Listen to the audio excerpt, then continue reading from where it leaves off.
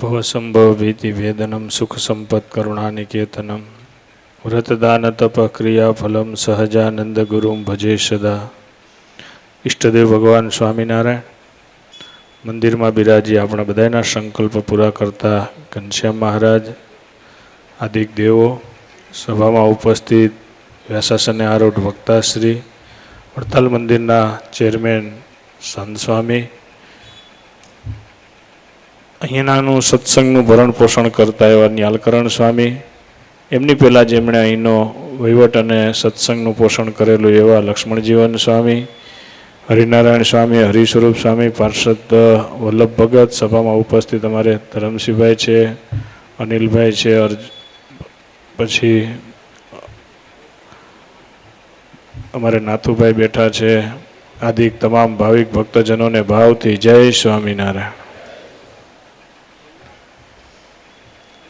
સંતોનો મૂળ ધ્યેય એ હોય છે કે કોઈ પણ પ્રકારે જીવાત્માને ભગવાન તરફ વાળવા। સમયા ઉત્સવોના માધ્યમથી આ જીવાત્મા ભગવાન તરફ કેમ વળે એવા હેતુથી સંતો આ મહેનત કરતા હોય છે। તમે જે કાંઈ મહેનત કરો આ સંતોએ કેવડો દાખલો કર્યો। હીરના હિંડોળાની વાત કરી, અંતકાળે આ યાદ આવી જાય ને કે આવા હિંડોળાના દર્શન કર્યા, એટલું જો અંતકાળે યાદ આવી જાય ને તો અક્ષરધામની પ્રાપ્તિ થાય એવું કામ આ સંતોએ હિંડોળાના માધ્યમથી આપણને ભગવાન તરફ વાળવાનું કર્યું છે।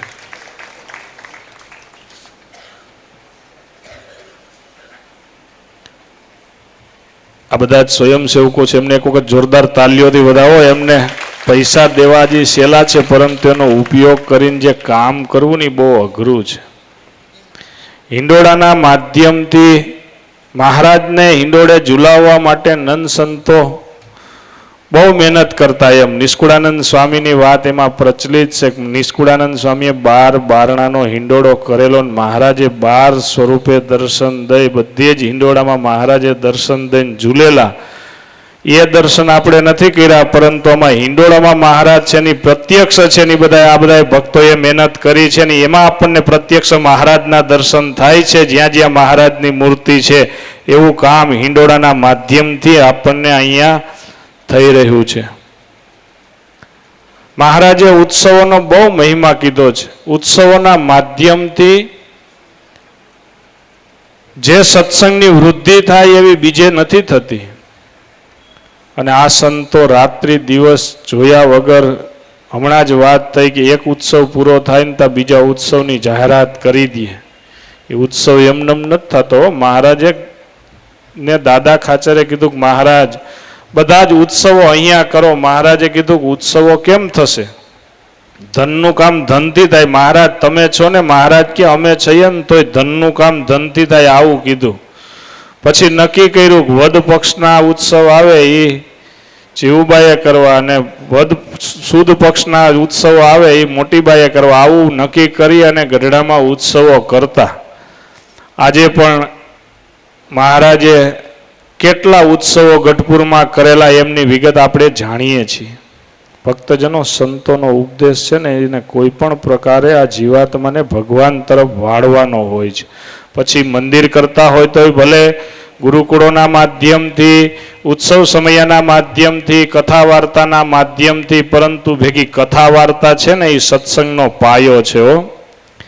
જેમાં કથા વાર્તાના, હું તો આજે અહીંયા યાદ કરીશ વિશ્વવલ્લભ સ્વામીને કે એમને મંદિર જે કર્યું એમાં ભેગી કથા વાર્તાના માધ્યમથી અહીંના ભક્તોને સત્સંગનું પોષણ કર્યું છે ને એટલે એમને સતત જાળવી રાખ્યું। પણ ભક્તો ભાગ્યશાળી બહુ છે। અમને એમ હતું કે સ્વામીની બદલી થઈ પછી કાંઈક ડાઉન પડશે, પછી લક્ષ્મણજીવન સ્વામી આવ્યા, એમને સત્સંગનો ગ્રોથ એમને અપ કર્યો, ને આ લોકો આવ્યા પછી એમને ઓલા પ્લેન કેમ આમ અપ જ થતું હોય એમ તમારે અહીંનો સત્સંગ આ સંતોના માધ્યમથી અપ થતો ગયો છે। એટલે એક વખત અહીંયા જે સંતોએ મહેનત કરી છે એમને તાલીઓથી વધાવો। અમારા ગુરુ જોગી સ્વામી પીપલાણાના એમ કહેતા, મંદિર કરવું એમની સાથે ચૈતન્ય મંદિર કરવાની એ અઘરું છે। પથ્થરના મંદિર તો બની જશે, પરંતુ પથ્થરના મંદિરની સાથે ચૈતન્ય મંદિર હશે ને તો જ ભગવાન અહીંયા મંદિરમાં બિરાઈ જાય, સાક્ષાત ગણાશે. ને અહીંને હું તમને કહું છું કે આ મંદિર થયું એમની સાથે અહીંયા હજારો ચૈતન્ય મંદિરો પણ અહીંયા થયા છે ને, એટલે આ સત્સંગ ભૈરો ભૈરો લાગે છે.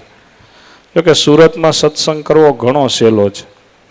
અમે એ બાજુ જ્યાં છીએ ને ત્યાં અમારા ગામડાઓમાં ગરીબ વિસ્તારમાં અમે મહેનત કરીએ, ખબર છે બહુ તકલીફ પડે છે. અમે અત્યારે કરમળ ગામ છે ત્યાં અમારું ગુરુકુળ છે. ત્યાં અમે 2000 સરકારના માધ્યમથી 2000 બાળકોને મફત ભણાવવાનું કામ કરીએ છીએ. દર વર્ષે 51 એ બાજુ સમૂહ લગ્ન કરીએ છીએ.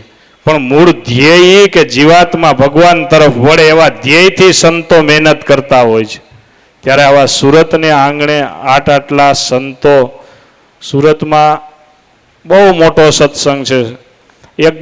એક બાજુ આખું ગુજરાત લઈ લ્યો ને એક બાજુ સુરત એક લઈ લ્યો ને તો સુરતનો સત્સંગ વધે એટલો સુરતનો સત્સંગ છે.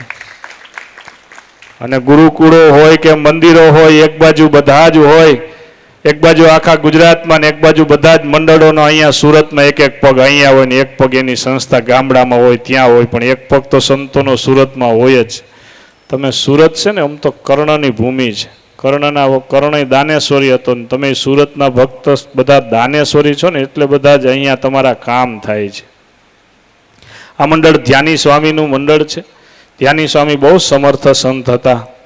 ધ્યાની સ્વામીના મુખ્ય શિષ્ય અત્યારે કલોલમાં પ્રેમ સ્વામી છે. એમની હારે મારે બહુ અંગત નાતો, એટલે એ જે સ્વામીની વાત કરતા હોય, પ્રેમ સ્વામી મને એક વખત કીધું હતું કે મને શ્રીજી સ્વામી ધ્યાની સ્વામી એમ કીધેલું કે તું 51 જન્મંગલના પાઠ કર, તું કોઈ દી દુઃખી નહીં થાય. કે ત્યારથી માંડીને આજે હું અત્યારે 101 જન્મંગલના પાઠ કાયમી કરું છું ને એના પ્રતાપે આટલા હું સુખી છું.